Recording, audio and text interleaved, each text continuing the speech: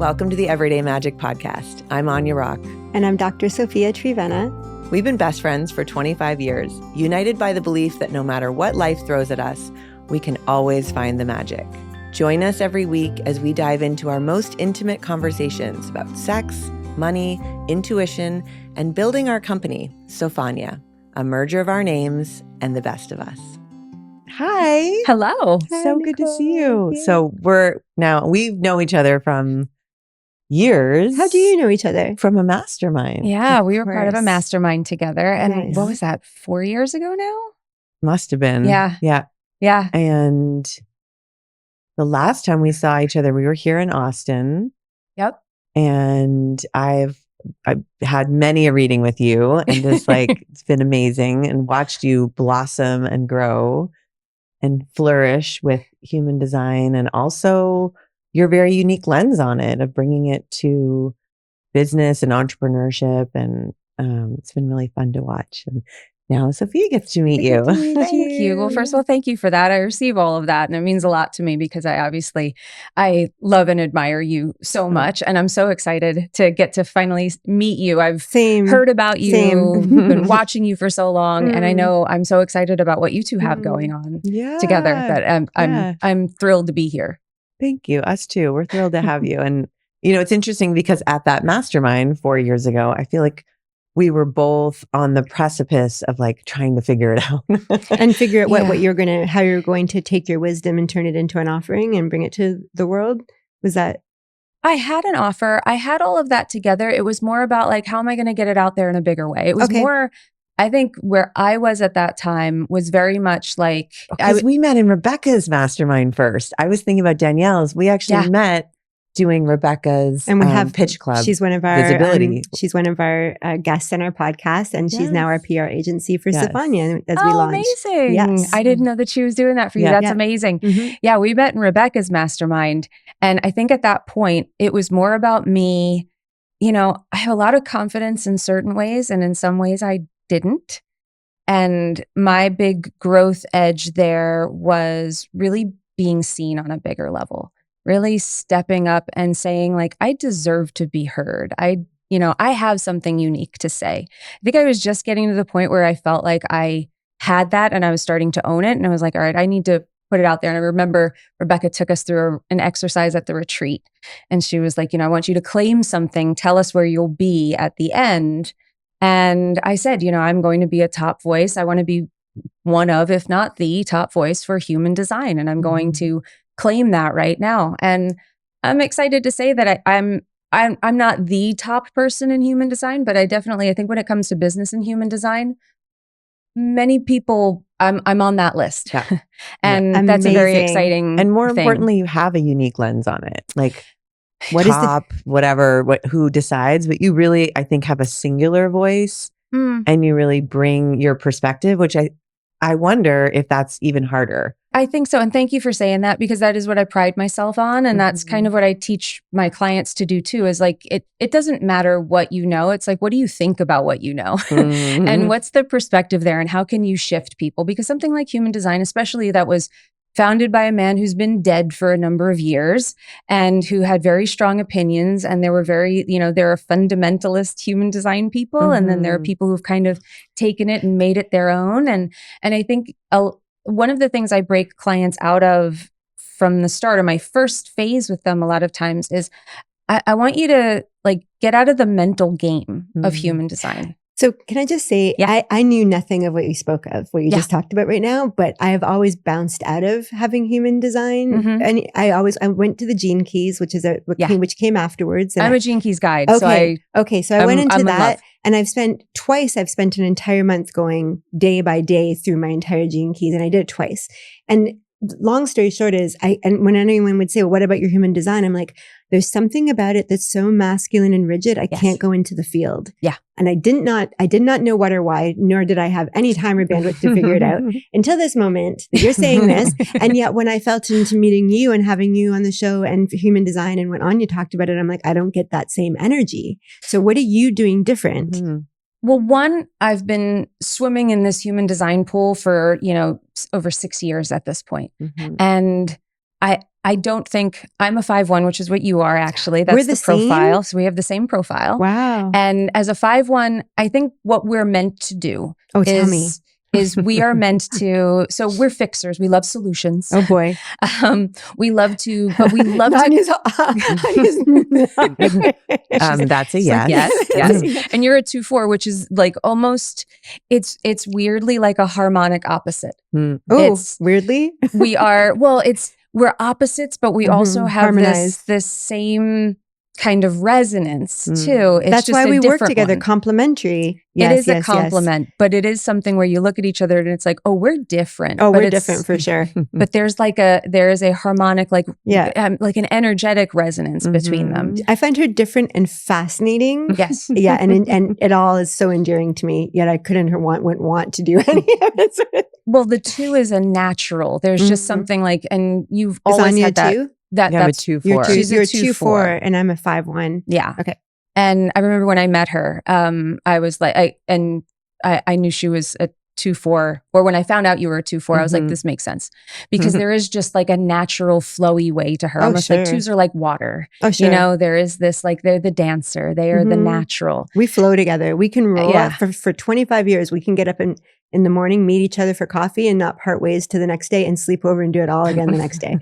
That's the best. Yeah, we called it the rollover. We're like, let's just roll over to the next thing, roll over to the next thing. Yeah, let's do this. Be in flow. Yeah, we can totally flow for a long time together. That's so great. So as 5-1s, though, what we're meant to do is we universalize. That's kind of what the 5-1 is known for. The 5 is a universalizer. So I don't just, I'll make the recipe as it is once. And then I taste it and I go, no, well, now I think I want to add this. And now we start getting arty about it. Now I'm going to make another recipe from a different culture that maybe uses some similar ingredients. And I'm going to take something from that. And I'm going to take something from that. And then I'm going to create a whole buffet of different things. I need to create all the time. And we need to kind of break the system and come up with new ways. So Absolutely. I think I did that with human design. I totally understand that, because I did that with mechanical engineering. Yeah. I did that with being a professor. I did that in I never taught a class in a classroom. We were out in nature. We were building and making things. We were throwing events, creating policy, like lobbying, So I just broke the mold on everything, always. Well, now you're combining energetics and science and placebo and ritual and your products and the things that you're creating are not just, you're not just creating products, you're creating products with not just a brand, but like an essence to them. Right. And I think that is something we are chemists. And that would be a complementary thing with Anya and I, because I will say, we need to make the website look and feel different. And she's like, but we can't just make it something people don't expect either. We don't need to break the mold so it's unrecognizable. And I'm like, but we can't just be formulaic. This is our conversations. This makes sense now from human design. And so that I have that spirit with it, is that, and I'm always thinking about, well, what kept me from really being able to use this easily, well, or effectively in the past. And when I look at clients, the first thing, the whole concept of human design is, for anybody who doesn't know, who's listening, the whole concept of human design is that it's an energetic blueprint of who you are based on the time that you're born. And then we also take another calculation, 88 days or 88 degrees of the sun backwards from the time that you were born. We get your kind of unconscious sort of way. So a conscious personality and this unconscious side, which is where it differs from astrology. There's a lot of astrological connections in there, but we're taking these two things that makes are saying, a lot of sense to me. This is the body, the unconscious, and then this is the personality. And I've always looked at that as I had a lot of body side definition and my personality had less of the definition. So why I didn't identify with some of my gifts, why I didn't really own them necessarily until I grew into them. There was a little bit more of that late bloomer in me. And it just helped me understand myself so much better. And that's really where I come from. That's my philosophy with human design, is it isn't about, you hear all these things. I mean, sure, we all want to be magnetic. We all want that. And that's a byproduct of it. But it's about knowing yourself. I love this. Deeply. And it's a mechanism that helps you, rather than looking to the outside world for a frame of reference for what's acceptable or what's right or what you should be, Instead, when something doesn't go right or you're feeling something, you check in, not out. And that is what I think is so powerful, because it's really not supposed to be. The whole point is that you're given a strategy and authority, a strategy for understanding how the universe speaks to you, how life is going to communicate with you. And then an authority, that's something inside of you that says, this is your wisdom. This is the thing that's going to help you make decisions that are correct for you. And we're both sacral authority. Okay. Yeah. This I'm very interested in, because I say the superpower of Sofanya, not the company, yes, but just Aine and Sophia, is that we both have this instant knowing that is alarming to someone else that doesn't have it, because it seems impulsive or random and unbacked up. However you want, it's not backed up by anything. And her and I, when we both have it, we lock in, because we, after decades, know that it's reliable, and we know that it doesn't work if we don't listen to it. So we both can go, oh, let's move countries. Oh, yes, I get a yes. And we mobilize, and we still go on the journey of it, of like, what are we doing? Why are we doing this? But we don't back down from that feeling. And when we both have it, we know to listen to it, and we're built a whole company around that. Yeah. And that's where a lot of people have, you have, like you said, we have years of trusting it and knowing where you've tested it. And that's where most people don't start. They've tested, trusting the outside world, and that's what they think they can trust. You're already at the point of where I try to get people to with human design, which is that the answers are within you if you listen. And here's how you listen, and here's the part of you that will be talking to you. Because the whole point is to take the power away from the mind. The mind is, in human design, it's a tool for imagination. It's a tool for coming up with systems and ideas and insights and opinions and all of these other things, but it's not a tool for decision making. Decision making should be in the body. It's like AI. It's like the body's AI. Yeah. That's interesting. You can like draw from it and play with it and experiment, but like some other authority needs to decide what to do with that. Exactly. Yeah, you can't hand over your life to AI to say, what do I do? Well, the mind is the most conditioned thing that we have, because we filter. We all know that we have limiting beliefs. We all know that we have ways that are holding ourselves back, that there are beliefs that we have. But for some reason, we still pass every decision through that filter of all of those beliefs, even though we know we have to change them. Right. And we bypass that with the sacral decision making. Exactly. And then the mind has to then operationalize that. Yeah. And that makes a lot of sense. That's the whole thing. And then you said there needs to be a decider independent of the mind. Is that your eternal soul? Well, it is your body it's your wisdom. Sacral. That's the sacral. And not everyone has a sacral. Not everybody has a sacral. It's the sacral. Right.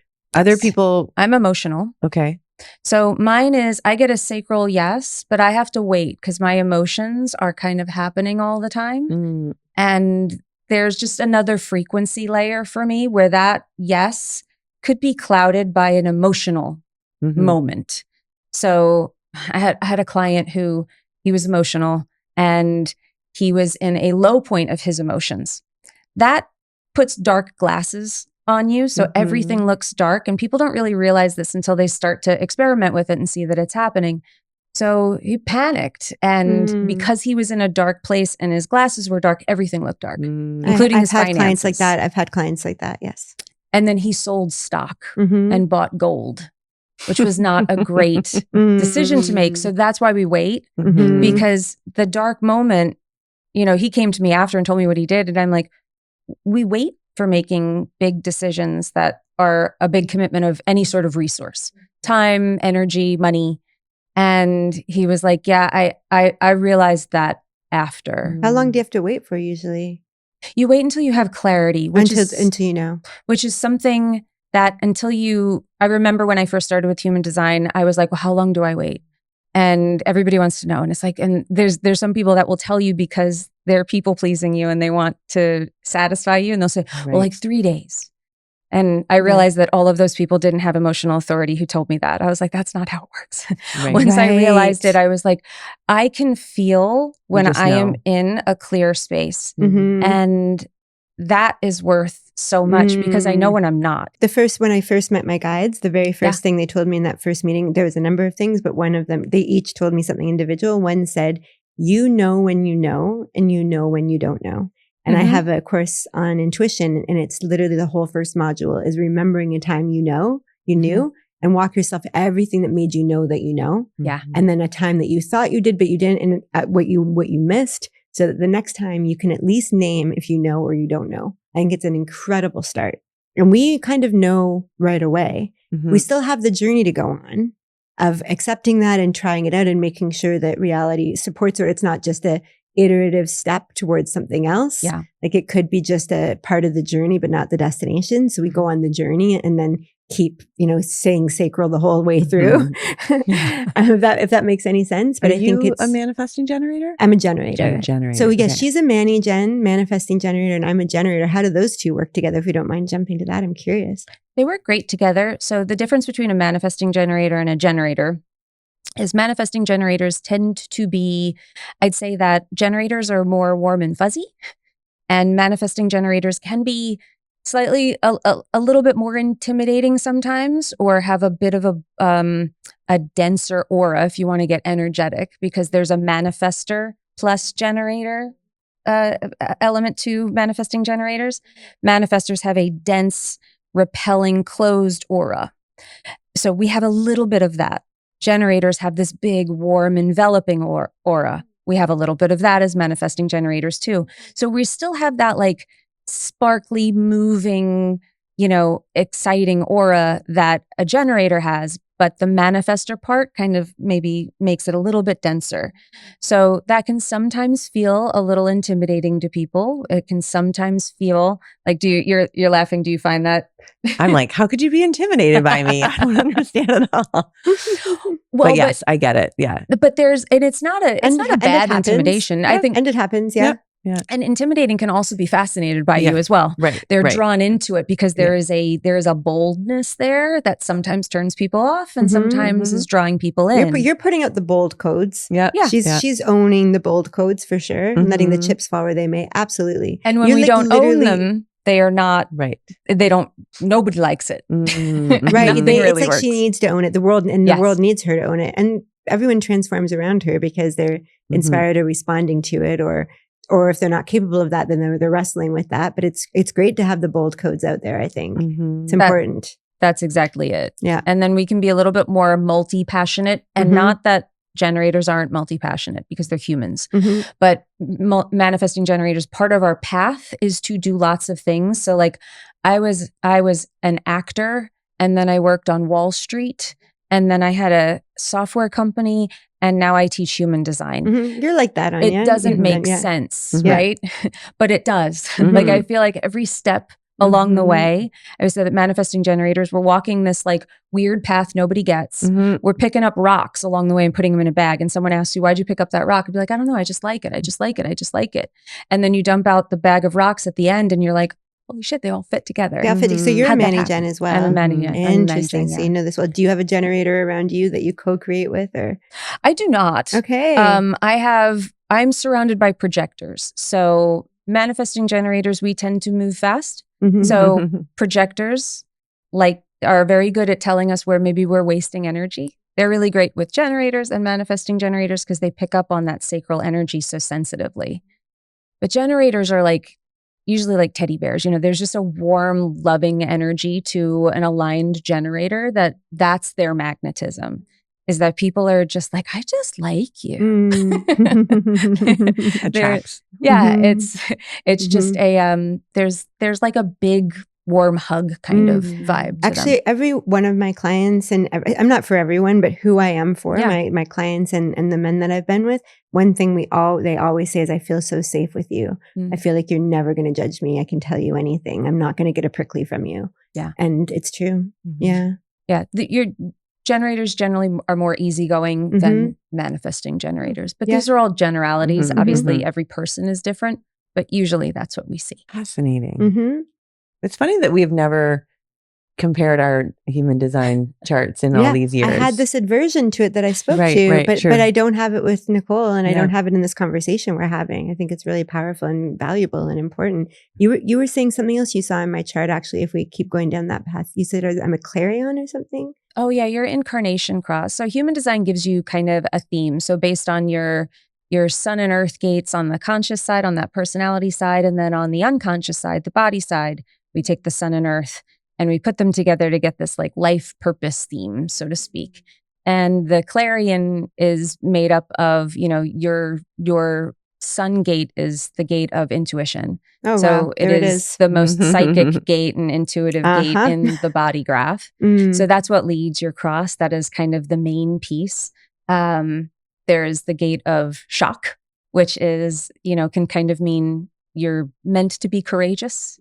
You're meant to be brave and to go first. Yes, absolutely. But you also may have seen things fall apart and have shocking things happen in your life. So many shocking things, more trauma than most people I've ever met. Yeah. And that's, but there's a great resilience that comes from that journey. There's a purpose to it. Yeah. So you are here to break ground. You are here to bring something new. And then the 61st gate and the 62nd gate on the other side, which are about, the gate of mystery, why are we here? What is this all about? Absolutely. So there's not, but it's grounded by the 62nd gate, which says, but I can explain this to you in a way that makes sense, that's factual, or I can break this down and give you receipts so it doesn't sound like I'm talking out of my behind. Sure, this is all true. Yes. This is all very, very, very true. I'm often told, you explain science or you break it down in a way I actually understand it.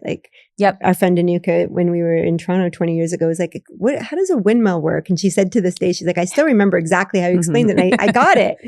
Yeah. And that there's a bit of the 5-1 in there. The 5-1, typically we can explain things in practical ways. Right. But that is sort of your gift. So the Incarnation Cross tells you what you are, a theme of what you're here for. I always try to be careful because people are like, it tells me my job. And it's like, no, your purpose isn't your job. Right. Because what happens if we live in a world where there are no jobs? Do we have no purpose anymore? You still exist, yeah. You are here to bring something to humanity. So for a Clarion, there is something about bringing something new and groundbreaking that is not necessarily of this world or linear, something that is a little bit more abstract maybe, but that you're able to explain this in a way that people actually can hear and attach to. Sounds right. Sounds absolutely. Do you know what yours is? You're a phoenix. You're a sleeping phoenix, which is the realm we're all about to be going into in a year. But that is about being self-led, personally empowered. But the phoenix, needs to burn before it can be reborn again. So a lot of times, blow up your life, which is the title of her book. When she told me the title of her book, I'm like, sounds about right. That sounds about right. If I ever heard a sleeping phoenix title for a book, that on would brand, be it. Goddess. It is on brand. It is on Yeah. And that's why it's like, that story might not be, everybody might not need to blow up their life. Right. But that is your story. And that's something that this journey and you sharing that authentically, that's what people need to hear. It's not about the story. It's about how true it is for you. And then they might find something true in it for them. Right. What does that do to them? That's what phoenixes are here to do. You're examples of personal power. Oh boy. In this world. And by being an example of that, it's not that I'm going to go do what you did.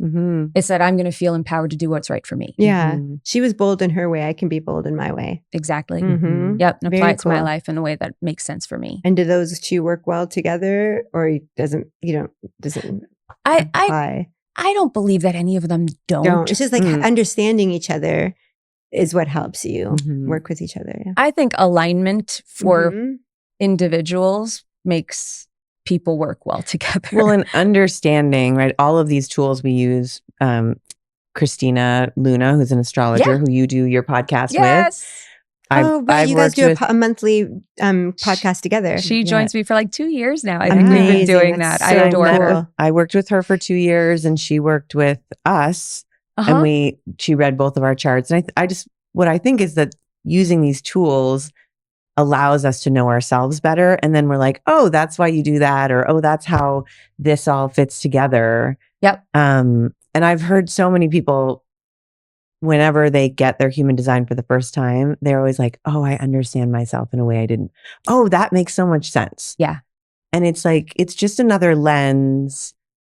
Gene keys too. It's a way, although I find those much more complex, but it's like, what is the way that we're looking through a lens to see how we understand ourselves? And so when we're in relationship, we're going to understand the person we're in relationship better when I understand your archetypes and if I understand your blueprint, I'm like, oh yeah, that really makes sense. Okay, that's why she does that. Hence the last man I dated, I had him do a neuroscience exam so I could understand how his brain works. So I understood he wasn't doing this purposely. His brain doesn't work that way. Right. Exactly. Similar. Yeah. When I mean, if you don't have their human design, their astrology, what else do we need? What are we doing? Now they take a neuroscience test before they even. I'm like, I don't know do you. Have 45 minutes to take a test before we go on these dates. Well, it's funny. My husband, if I can run it for him, he's fine with it. But it's like the Enneagram, it's not going to happen. There's too many questions. Right, he's not going to take that test. But with human design, it was just like I ordered his birth certificate. I got the time of birth and I ran the chart without him knowing. But one of the things that my husband is like a computer programmer. He's not into this stuff at all. But I ran his chart and I read it to him. And he was like, it's like a backhanded compliment. He's like, this is the first thing you've done that makes sense to me. I'm like, thanks, Thank you, honey. He was, taking the piss a bit, but he meant it a little bit too, where he was just like, he's like, I actually get this, which shocked me. But and then he said something else. He's like, human design has softened you. And that's an interesting statement. Okay.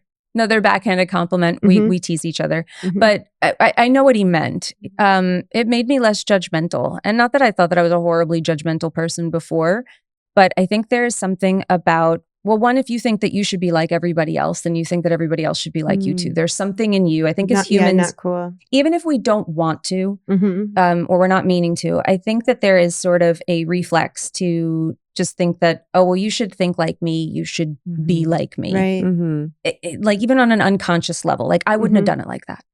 And studying charts and studying my chart and looking at my husband's and looking at his sisters and looking at, doing my own little nature versus nurture experiments with people's charts and stuff.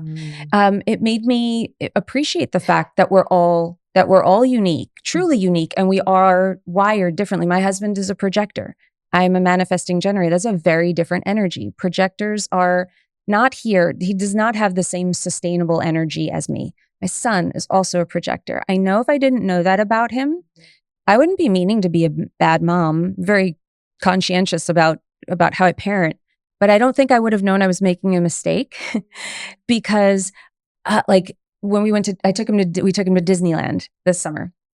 And I remember as a kid going to Disneyland and looking at the Mark Twain riverboat and being like, who even goes on that thing? Turns out parents with projector kids. Because I got there, we rode 2 rides and my son is like, I'm tired. And I'm like, we just got here all day. And I would have been doing that to him. I would have been like, you're 8. Come on, let's go. Come Where's your on, energy? we can do this. You're not tired. I probably would have given him some flack for that. And I see it with people in my family that aren't interested in what I do. And one of their kids is a projector and they call her lazy all the time. She's different than you. Oh, these are the judgments versus just the discernments of differances. Yeah. Anya and I are both deeply into intimacy work with our clients and our work and our books, et cetera. And just that, having harmonious intimacy, even in our business relationship and friendship, is meant to be the sacred fire that fuels everything. And all of my training from the angels and with the clients I work with is in this one tool called the walkthrough. When there's a conflict, I walk you through my experience of it. You walk me through your experience of it. We witness each other and the beautiful gift of opening the inner world to how I just experienced it. Even if you disagree, it's not right or wrong. It's just, oh, you saw that this way because of you, because of who you are. And once you do that reveal, then you decide together how you address the differences, but there's not judgment in it. And it's so beautiful when you can say, oh, you work that way and I work this way and this need isn't wrong and your inability to fulfill it isn't wrong. But let's notice that there's a true incompatibility. And do you want to put the monumentous effort you would have to put into, doing this thing that I actually essentially need because of who I am? And the answer might be yes, or the answer might be no. And those things add up and you decide whether you just stay together or not. So I'm always like, there's one tool, the walkthrough. And keep doing it until the process reveals that you're tuned compatibly to be together, or until the process reveals that we can adjust to make it work. But don't give up your needs and don't give up your identity. I don't believe in compromise. I believe in harmonize. Right? Take the differences and find ways they work. I actually really have this need to do it early. She's like, I have a need to do it later. I'm like, well, there's an hour overlap. Let's do it then.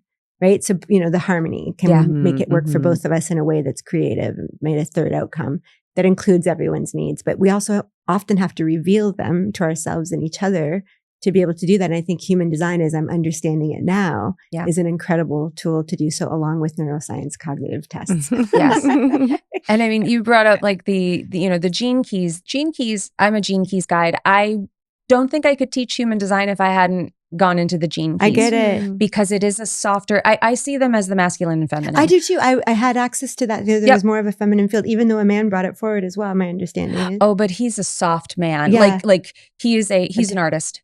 He has like the soul of a poet. I've listened to all of his, I listened to him riff on each of the gene keys. And it's based on the, and I don't know if this is true for human design as well, but on the I Ching and the hexagrams, which I had studied deeply as one of the initial things from feng shui. I went feng shui, I Ching, angels, signs, then dreams, then premonitions, then spirit guides, then angels. That was my journey. Your path. Yeah.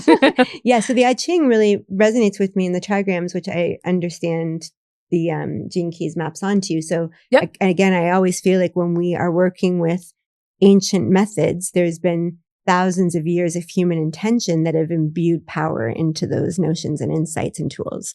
So they are magnified.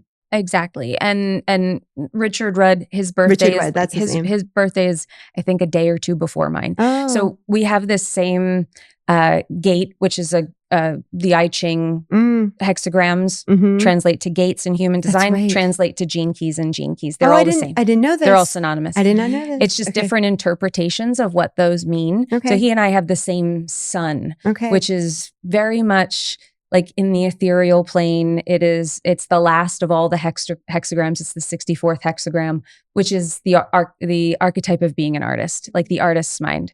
And I very much feel that when I read the gene keys, and I appreciate that for it. I don't think I could have gone into human design the way I did if it weren't for that program, for that frame of knowledge, because human design is so. It is like an if this, do that. It's like rules in a computer. If this happens, then do this. It's like creating like an AI agent. It has that kind of thing. But I think that that's a framework that people can easily follow if they can get out of their head about it. I was just talking with someone about nonviolent communication, which is and I find the same thing with MVC. Is that it's very formulaic. And if you can do it from a non-mental, judgmental place, it can work. But it's very mechanical, where I like the walkthrough is almost like the gene keys equivalent, a softer, more organic way of doing the same thing. The gene keys, though, requires more contemplation on the client's part. It requires them to kind of do a little bit more homework. I can explain a little bit about what it is, but it really doesn't matter what I say it is. It matters what you feel it is. Like, you have to go read it. You have to go and have a relationship with this particular thing. I can give you the frame of reference of what this particular sphere means. And then it's kind of up to you, and I can help guide you on understanding it and deepening it and connecting with it. Whereas human design, I use it as a map. I'm really looking at it every time I talk to a client. I have their chart up. I have a screen with just charts on it while clients are on the calls. And I'm looking at it and I'm listening for the shadows. And I'm listening for what we call the not self, which is the thing pulling you from your path. And there's so many nuances. Like I know enough and a little bit to be like, okay, I know the big ones. But when you've done my chart several times, and it's like, there's always deeper layers of understanding, like which parts are open and how they're like, we can be like, oh, we're both Vanny Jen, but there's so many other layers that make us so different. The nuances. That's like the headline. And then there's, well, just like she and I are both 5/1s, but our charts are so very, very different in almost every other way. Yeah. And you and I are both Manny Jens, but we are, you're a 2/4, I'm a 5/1. You have, I believe you only have like 3 defined centers or something like that. So we did it. We pulled it the other day. I didn't look at your chart right before we started. I remember it, but I don't remember every. My throat is defined. Your throat is definitely defined. You have the 34. That I know. Ashley, because Ashley pulled it up too. And if it's defined, does that mean that it's one of her superpower centers, or what does that mean? It's fully defined. Yeah, that's a great question. So definition in the charts, anything colored in. So when you run your chart, you're going to see like all these numbers and shapes and lines and all of that. And they're going to be some that are colored in and some that are white. If it's colored in, it's defined. undefined. If it's defined, I always say that that's where you're going to use school. That is your energy. That's the stuff that's always on. Those rooms, the lights are always on in it. So you better get to know them because they're consistent. They are, some of the keynotes for it is definition would be consistent for you. It would be fixed. So it might be your way of experiencing that particular type of energy, not an open way or a variable way. It would be pretty much like, this is how this comes through for you. And this is one of your potential gifts that you're a transmitter of this particular theme. When you come into a room, people feel that. When people think of you, they might think of those type of themes. Whereas if you are white there, we call it an undefined area. That is where you are more receptive. That is where you are more sensitive. That is where, so you two are both open emotionally. So you might be very sensitive to emotions where that might be something that you have had to cultivate over time. You weren't born dealing with emotions necessarily well, or some people are. Some people are gifted from the start, but you are more empathic to other people's emotions. Do you feel other people's emotions deeply? Yeah. Most open emotional people will say that, and that will resonate for them. Because other people's emotions can penetrate that empty space and we can feel it. I also was just talking about this at the swimming pool. I was saying with one of our mutual friends, Jeremy, I was saying something about, I was like, one thing I love about Aine and I, we have no drama. And he's like, you two are no drama. Yeah. And I'm like, we are not emotionally all over the place. Not to say that that's drama, but emotions can be awry too, and they can be misleading and overwhelming. And we both don't have that. We both are pretty in touch with our emotions. We can say what we're feeling, but they don't overwhelm our worlds. They don't dominate our connection or how we make decisions or what we talk about. And you two are also people who value your nervous system work. I was going to say, we have some tools in the tool belt. Exactly. Our emotions are very clear and informative, but they're not dramatic and overwhelming and not understood. And that's where, so we always say that the undefined stuff is where you're going to life school. This is the stuff that you're going to know more about other people's stuff, because it's not going to be yours that you feel necessarily. Or if you do, there's a saying we have, be a screen, not a sponge. So you're going to take in other people's emotions as an example, because you're open there. And the idea is that you're going to feel those. So you'd be empathic where you might feel that I'm in a place emotionally, but you won't hold that. That's true. And you can let it go. That's a skill for people who are open skill to with life. And because most people don't. They take it on. They don't know it's not theirs. We're both really good at that. Yeah, but that wasn't always a skill of mine. I totally agree with that. That's one of the ones that's taken some time. And I think we're good at it because we had to be good at it. Right. Because, I think it's true for both of us that people run to us when they're overwhelmed with their emotions. That's when they reach out to us. And that's exactly it. So when you're open someplace, it's potential for wisdom. If you can break that horse. So if you become a master of that area that's open, then you can have something to offer people. A lot of times people will try to offer people something that they haven't mastered or embodied yet. And that's where they get into trouble with this type of stuff. But, that's beautiful that you both can do that. And I always say that people who do personal development work, a lot of times, roads lead to healing. Human design is just another way of knowing yourself. If you've taken another path to knowing yourself, a lot of times by the time you meet me and I run your chart, I'm telling you a lot of things you already worked through. Right. But it can lend a new perspective to some things. It can clue you in something like the clarion. It's that.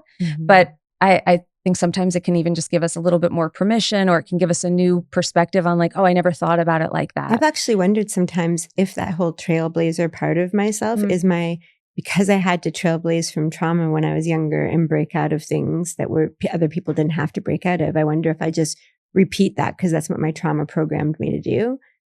But if you tell me that that's actually what I came here to do and my trauma was helping me train for that, it's a different story. That gate teaches us that, shock is there for a purpose. It's almost like this forging by fire. Right. And a lot of people would be like, if that much shock happens in your life, you're doing something wrong. Yeah. Right. And so it's really interesting because I've had within a few months, found out my back was broken and I might not be able to ever walk again. Had my brother die and miscarried. That's such a 51st gate story. People who have that gate will tell me things like that, Mhm. where it's so shocking. So I'm not shocked, shocked by it anymore, blown but it open. is like, Yeah. it is pretty crazy. Yeah. And people that are intuitive and they're, that work with things are happening in the universe based on who you are and the vibration you're putting out in some of these very simplified mechanisms are like, what are you doing that all these bad things are happening to you? Yeah. So instead, from you being a clarion, so I'm speaking about this, there's a 51st gate. Some people might have that gate. You have it as part of your core polarity. And the polarity of it, the opposite of it is the intuition. It's that gate of intuition. Interesting. Gate of clarity. Right. So what I would say is that as a clarion, that shock was actually deepening your connection to your intuition.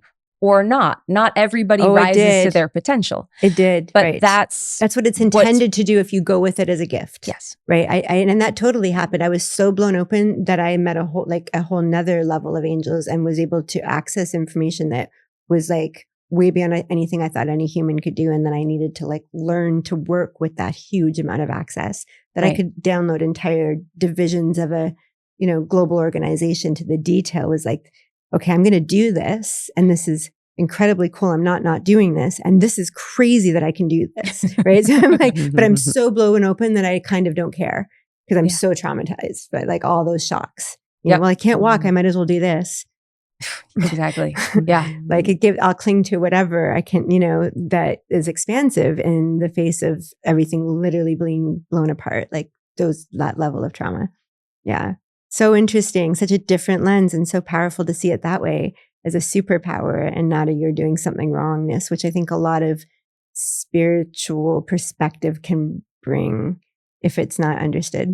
Yeah. Like I always say that, like, sometimes I'll tell people, like I look at the chart as sort of like, it's like a conversation with God, here, I'm going to put this in front of you and let me read it to you. And I'll tell you that all happened for a reason. And I don't know anything about these people.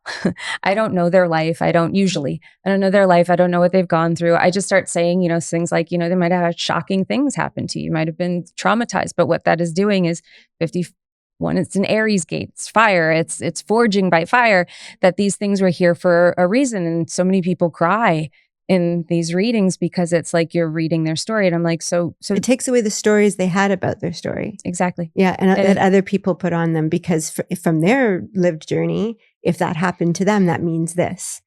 Well, we look at people that go through difficult times. We look at people who have, overcome amazing odds to do great things or to overcome, just trauma. And we look at them and we say, wow, they found purpose. They found something bigger. They said it was worth something. It meant something. There was some reason that this happened. There was a choice that they had. We look up to those people and we admire them for doing that. This is the same thing. We're just, working at it from a different place. I love this. It's very similar to when I channel for people for the first time. I don't know more than their name, but I'm like, oh, you had this happen. You had your 16-year-old run away. You went away with your husband when they were 16 and you came home and there was a note and they were gone.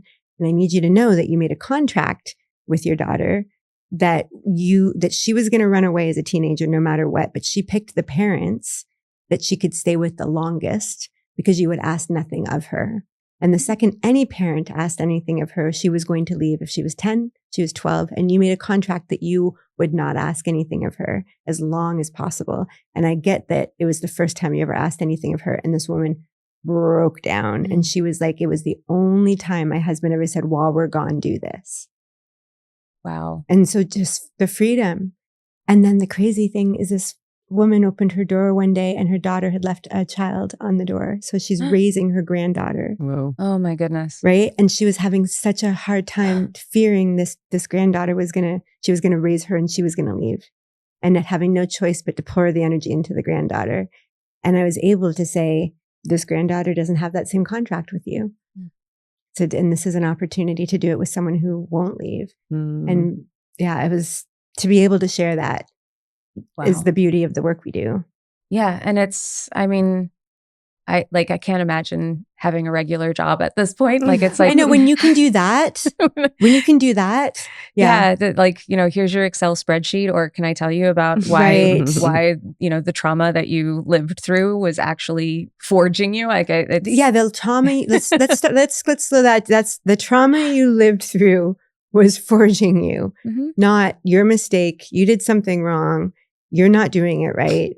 Did I miss something? I didn't try hard enough. I tried too hard. Like, what did I do wrong? Yeah. Trauma means you did something wrong. This is like the blame the victim, right? Don't get stuck in the story. Right. You know, This is forging you. It's making you, is the path of development. Yeah. exactly. For exactly what you came here to do. Yeah. So beautiful. Awesome.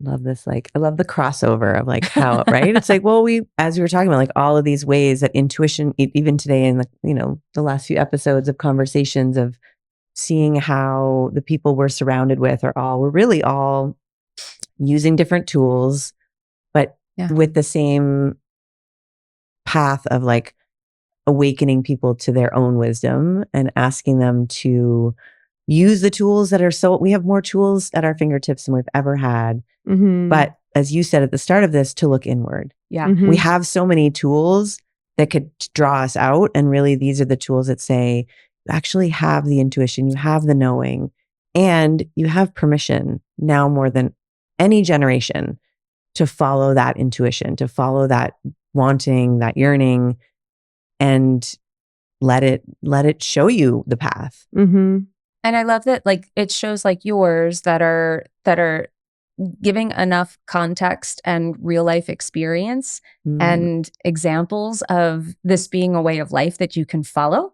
Right. That gives people the courage to try it, because it's very scary for people. It's like, it's, you're trusting intuition over quote unquote flat facts, and we are as humans terrified of the unknown. Of course. Yeah. That is factual. Even no matter how much wisdom you have, it's still there. Oh yeah. And what happens over decades of experimenting and of trying is you get a little bit more trust in the unknown, but it's still, your nervous system is still terrified of like, I'm going to take this step, I'm going to do this thing, and I don't know what's going to happen.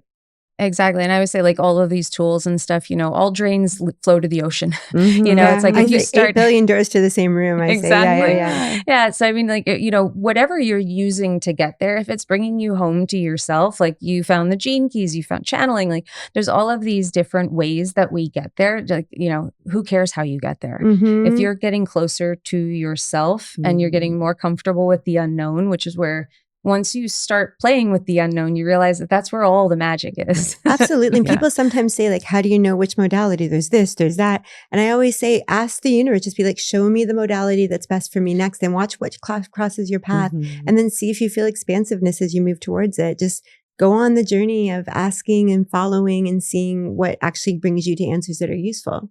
Well, like when I found human design, it was just that 3 people asked me about it in like the same week. That's what it is. Yeah. And I said, all right, someone wants me to look into this. So I ran my chart and I was like, I don't know what this is. That's amazing. And then I read some things about me. I did not like what I read. It was very confronting. And I said, I didn't not like it because it wasn't true. I didn't like it because it wasn't convenient. And I'm like, well, that sounds like a growth edge. So let's go a little bit further. And then I kept playing with it and I kept discovering, and it was taking me out of my head, which was my lifelong quest of trying to stop overthinking everything and stop trying to fix everything and stop trying to fix me. And instead I was able to look and deeply accept myself. And I started to move through life just a lot easier. And and then suddenly things started to fall into place. And not overnight. Nothing is, Yeah, nothing is falling into place. And I think that's another theme, right? The transformation you're talking about is like, we have to be willing to let go a little bit as we're called to the next thing. And we're seeing that transformation, and the same, like the struggle is part of the next creation phase. It's like, you are going to be called to finish a neuroscience degree. It's going to take you hours and hours. It's going to press you to your edges, right? It's going to, this thing that you want and desire is also going to ask you to let go of other things. It's going to put when you you know through yourself, when you know, like one of the things I learned really early on about a Manny Jen is like, when it's time to pivot. And that was something I didn't trust for a long time. I stayed in a few things too long. And now I trust it more because I trust myself. And it's like the tool and the wisdom came together Exactly. Yeah. And it's not the only tool that I use. I have a whole, do somatic experiencing. I do NLP, I do EFT, I do all of this stuff to expand the nervous system. This is just one of the pieces. Take the map. But it's about being able to stay in the uncertainty while you figure it out and while you're not looking to the outside world and waiting for your intuition to show up. Because sometimes it's not talking to you for a little bit. Totally. and there is a little bit of waiting, or something unexpected happens that isn't pleasant. And you have to sit with that and, learn how to hit the curveball. Yeah.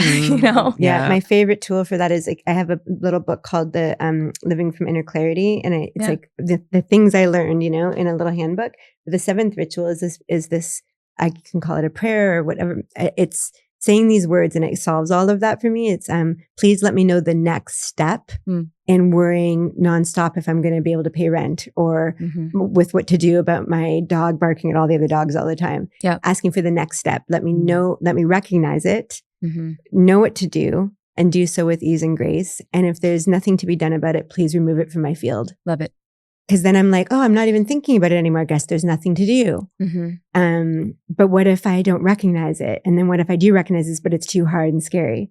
So it kind of it took me 7 years to develop each word of that. But whenever anyone uses it and whenever I use it, I have a whole mastermind that's using it exclusively at this point of the program. And everyone's like, whoa. And I'm like, because there's always a next step. But we want the end game and then nothing happens because there's 20 million steps.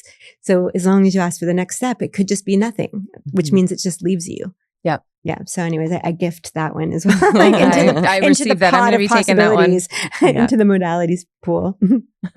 Amazing. Well, this has been so fun to have you on the show. And this was great. Thank you for helping me embrace human design after a decade of resisting it. I feel totally different and really happy about it. So thank you. Oh, I'm so thrilled to hear that. Yeah, it's really fun. Thank you. Thanks. Thanks for being on the journey with us. We'd love to have you as part of the ongoing conversation. Join us on our socials at Sofanya Beauty and join our email community at sofanyabeauty.com. Don't forget to follow, and subscribe so you don't miss an episode.